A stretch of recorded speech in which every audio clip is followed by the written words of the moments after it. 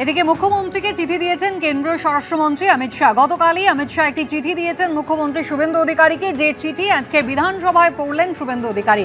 সরকারি কাজকর্মে বাংলা ভাষার প্রয়োগকে অগ্রাধিকার দিতেই এই চিঠি দেওয়া হয়েছে।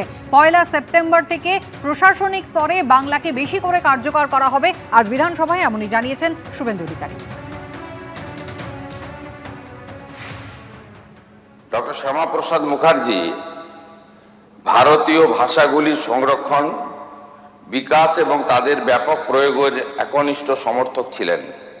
এই পরিপ্রেক্ষিতে আপনাকে এই অনুরোধ যে পশ্চিমবঙ্গে বাংলা ভাষার কার্যকর এবং ব্যাপক প্রয়োগকে প্রশাসনের প্রতিটি স্তরে উৎসাহিত করার জন্য প্রয়োজনীয় পদক্ষেপ নেওয়া হোক।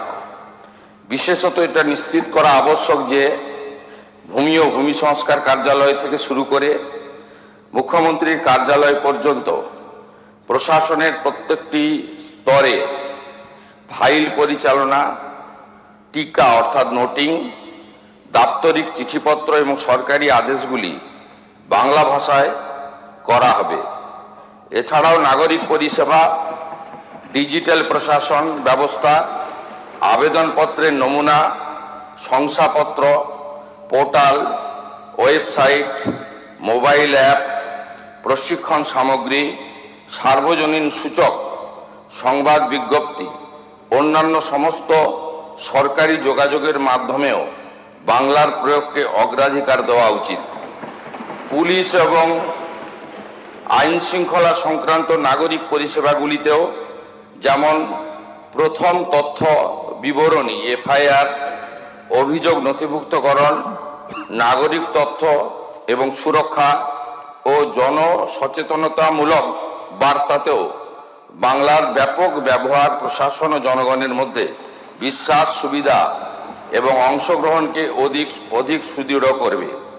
এছাড়াও ভারত সরকারের সঙ্গে দাপ্তরিক চিঠিপত্রের ক্ষেত্রে বিদেশি ভাষার পরিবর্তে বাংলায় এবং রাজভাষা হিন্দির প্রয়োগ করা যেতে পারে।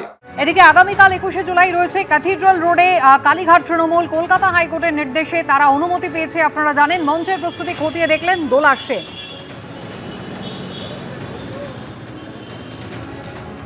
কোর্ট বলে দিয়েছে তো 12টা থেকে 3:30। আমরা কোর্টের রায় মেনে চলছি, আমাদের কোনো এজেন্ডা নেই।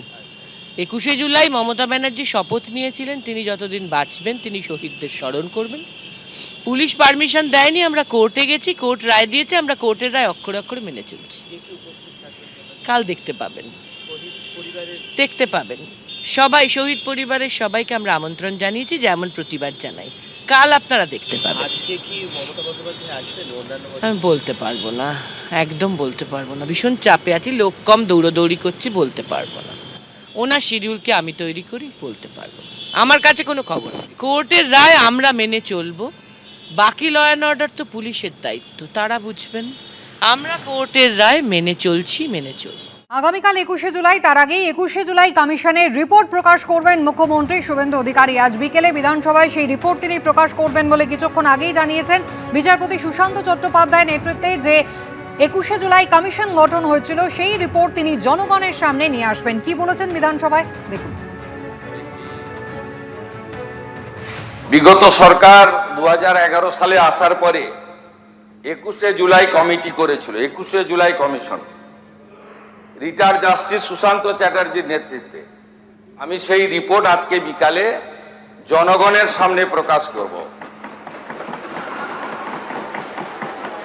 সুশান্ত চ্যাটার্জি জাস্টিস, তিনি যা যা রেকমেন্ড করেছিলেন, যারা কালকে 21শে জুলাই করবেন তারা 15 বছর সরকারে ছিলেন, তারা কতটা কার্যকর করেছেন আর করেননি সেটা বিকালবেলা আমার তথ্য প্রমাণের ভিত্তিতে আমি বাংলার জনগণের সামনে রাখব।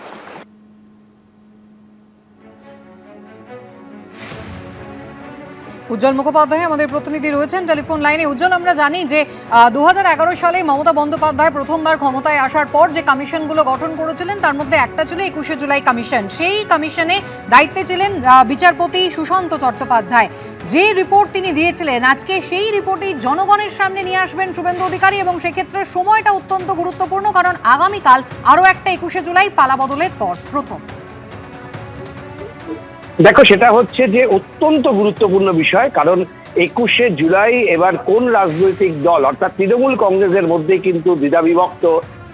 ঋতব্রত বন্দ্যোপাধ্যায় তৃণমূল, তারা 21শে জুলাই পালন করতে চাইছেন। মমতা বন্দ্যোপাধ্যায় কালীঘাট তৃণমূল, তারা বলেছেন 21শে জুলাই পালন করবেন। কংগ্রেস, তারা 21শে জুলাই পালন করবে। কংগ্রেসের দাবি হচ্ছে 21শে জুলাইয়ের যে রিপোর্ট, সেই রিপোর্ট পেশ করতে হবে। এই প্রেক্ষাপটের সামনে দাঁড়িয়ে আজকে মুখ্যমন্ত্রী শুভেন্দু অধিকারী বিধানসভায় অত্যন্ত গুরুত্বপূর্ণ একটা ঘোষণা করলেন এবং এই মুহূর্তে আমাদের সঙ্গে যেতে যেতেও তিনি কিন্তু বললেন যে এই নিয়ে অনেক রকম বিভ্রান্তি আছে। আমরা 4:30টার সময় আজকে বিধানসভায় তিনি এই রিপোর্ট পেশ করে দেবেন, একটা বড় রিপোর্ট। কিন্তু তার যে সুপারিশ ছিল, অর্থাৎ প্রাক্তন বিচারপতির নেতৃত্বে যে সুপারিশগুলো করা হয়েছিল, সেই সুপারিশ তিনি আজকে জানিয়ে দেবেন। বিষয়টা হয় 2011-তে প্রথম মন্ত্রিসভার বৈঠকে মমতা বন্দ্যোপাধ্যায় সিদ্ধান্ত নেন যে তিনি 21শে জুলাই নিয়ে একটি কমিশন গঠন করবেন এবং সেই কমিশন অত্যন্ত দ্রুততার সঙ্গে রিপোর্ট দেবেন এবং সেই রিপোর্ট এই সরকার কার্যকরী করবে। সেই রিপোর্ট সেক্ষেত্রে কমিশন গঠন করা হয়। সুশান্ত চট্টোপাধ্যায় প্রাক্তন বিচারপতি, তার নেতৃত্বে কমিশন কাজ শুরু করে এবং একাধিকবার সেই সময়ের প্রাক্তন মুখ্যমন্ত্রী বুদ্ধদেব ভট্টাচার্য থেকে শুরু করে বিমান বসু, এমনকি একাধিক বামপন্থী নেতৃত্বকে কমিশন ডেকে পাঠান। তাদের কাছ থেকে বয়ান তারা রেকর্ড করে এবং এরপর 2014 সালের ডিসেম্বর মাসে কমিশন একটি রিপোর্ট পেশ করেন। যতটা জানা যায় যে প্রায় 700 পাতার মতন একটি রিপোর্ট এবং সেই রিপোর্টে কমিশন বেশ কয়েকটি সুপারিশ করে বলে খবর। তার কারণ এখনো পর্যন্ত কমিশনের রিপোর্ট সরকার যেহেতু আনুষ্ঠানিকভাবে প্রকাশ করেনি, ফলে এই কমিশনের রিপোর্টে কি কি রয়েছে সেটা কিন্তু এখনো পর্যন্ত স্পষ্ট নয়। তবে প্রাক্তন বিচারপতির সঙ্গে কথা বলে বা বিভিন্ন সময় কমিশনকে সামনে রেখে যে রিপোর্ট সামনে উঠে এসেছে, তাতে যেটা জানা যায় যে কমিশন কিন্তু কতগুলি গুরুত্বপূর্ণ বিষয় তিনি উল্লেখ করেন। যেমন তার মধ্যে সবচাইতে গুরুত্বপূর্ণ ছিল, কমিশন মনে করে সেদিন যে গুলি চালানো হয়েছিল সেটা বিনা প্ররোচনায় গুলি চালানো হয়েছিল। সেক্ষেত্রে গুলি না চালালেও সরকার পারত, প্রশাসন পারত। দ্বিতীয়ত তারা মনে করেন যে গুলি চালানোর ক্ষেত্রে একটা প্রশাসনিক ভয়ঙ্কর গাফিলতি রয়েছে, যে গাফিলতিটা সরকার কিন্তু চাইলে তারা এড়িয়ে যেতে পারত। কমিশনের বক্তব্য ছিল যে 75 রাউন্ডের মতন গুলি চালানো হয়েছে এবং কমিশন কে গুলি চালানোর নির্দেশ দিয়েছিল, এটা সবচাইতে গুরুত্বপূর্ণ বিষয়। অর্থাৎ গুলি চালানোর নির্দেশ সেদিন পুলিশকে কে দিয়েছিল এবং পুলিশ কেন 75 রাউন্ড গুলি চালিয়েছিল, এইটা কিন্তু কমিশনের তদন্তে উঠে আসে না। এবং সেক্ষেত্রে তিনি একটি গুরুত্বপূর্ণ নোট দেন।